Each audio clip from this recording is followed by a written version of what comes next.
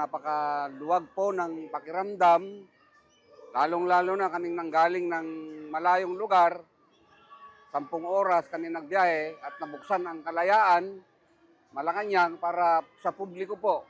So yung pakiramdam ko po masaya and yung parang bumalik yung yung pakiramdam na bata ako, yun po.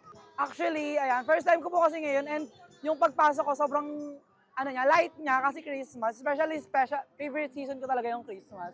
So nakakatuwa talaga siya kasi bilang Pilipino, tapos siyempre naging bata rin, hindi lang binobuo niyo yung childhood memories ng mga bata ngayon. For sure, maalala nito palagi. And I hope patuloy siyang patuloy yung gantong event by next year and sa susunod na taon. Kasi po, binobuo niyo yung memories ng kabataan. Unang-una, nakikita ko lang siya sa Facebook. Totoo lang. Talagang, sabi ko, ganito na ba talaga?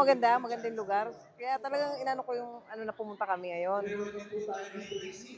Yun. Nakita ko talaga sobrang maganda. Pagpasok pa lang namin, talagang todo na kami. Picture dito pang uwa. Sabi ko nga, sana makita namin si Presidente. Maraming salamat po. Mahal na Pangulo. Mahal naming Presidente. Relax lang. Marami nagmamahal sa'yo. Totoo po yan. Ayun, Merry Christmas po sa inyo. Maraming salamat po sa gantong event. Binobuo niyo rin po yung memories naming mga teenagers. Sobrang nag-enjoy po kami ngayon.